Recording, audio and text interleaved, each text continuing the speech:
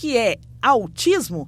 Esse foi o ponto de partida para a palestra sobre esse assunto que muitas vezes é mal compreendido. A Vita Clínica Médica e Especialidades provocou esse encontro com mães atípicas para discutir o assunto.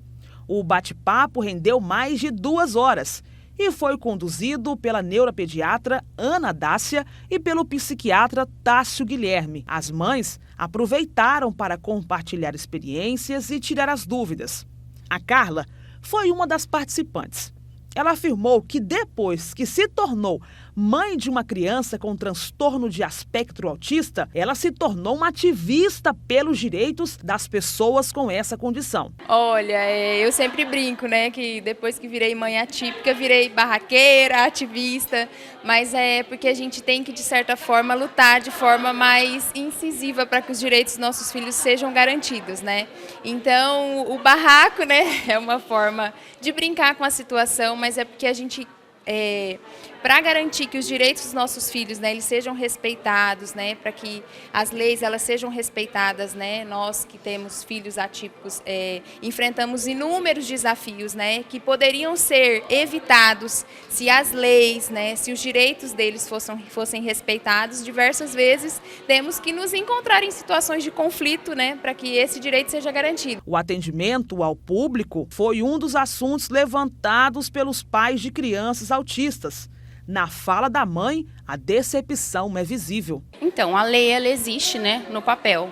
E aí a gente, pós o laudo, você tem seu filho com autismo, eles criam um crachá. Até para a gente conseguir esse crachá perante a prefeitura, o SEMEC, os órgãos que fornecem para a gente, é uma burocracia imensa.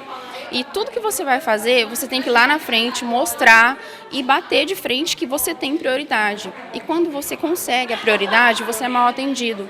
Então a lei ela existe muito ali no papel, na realidade ela não existe. Igual o abril, né, é o mês de conscientização do autismo, mas ele é muito bonito na mídia. O autismo ele é muito falado na mídia, mas na vida real a dificuldade é muito grande. Então a gente não tem essa prioridade, a gente não tem um atendimento prioritário, o SUS não atende a gente adequadamente e tudo que é no público é mal feito. Então, uma sessão hoje de fono, por exemplo, eu pago R$200 no particular. Pelo SUS, ele não vai ter 30 minutos e a qualidade não é a mesma.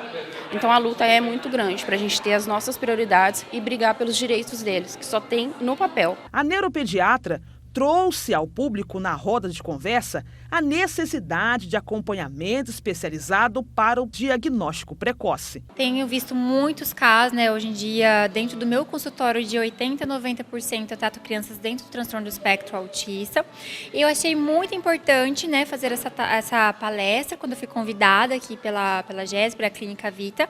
E eu achei importante conscientizar, principalmente nesse mês do autismo, né, falar sobre nada mais, nada menos do que o transtorno do espectro autista, que muitas pessoas, infelizmente, desconhecem ou têm um preconceito, né? É um conceito errado do que é realmente o autismo. Falei um pouquinho do tratamento precoce, aí aprofundei um pouquinho, porque hoje é um desafio tanto para os profissionais da área, né, dos médicos, para as mães, enfim, um desafio do diagnóstico, né, antes de se instalar a síndrome comportamental.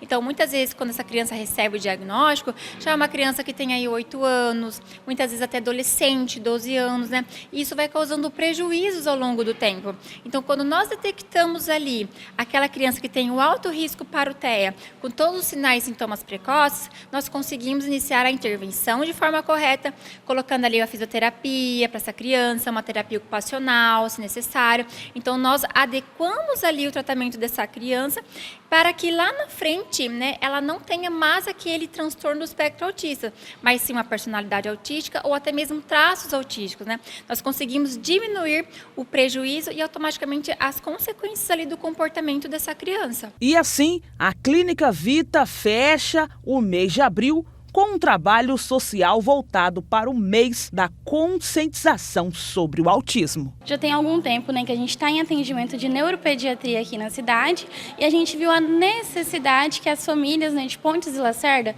têm em relação a esse tema. Então, nesse mês, o mês de abril, é um mês de conscientização ao autismo. Como a gente tem a doutora Andácia que faz os atendimentos com a gente pensou em organizar esse evento, onde as mães poderiam vir conversar, sanar algumas dúvidas, demonstrar as coisas cotidianas dos dias a dias, né?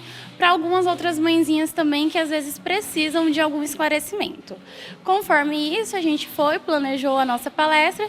Hoje foi um pouco mais restrito, mas daqui a uns tempos a gente organiza uma maior para que mais pessoas possam participar de Pontes Lacerda.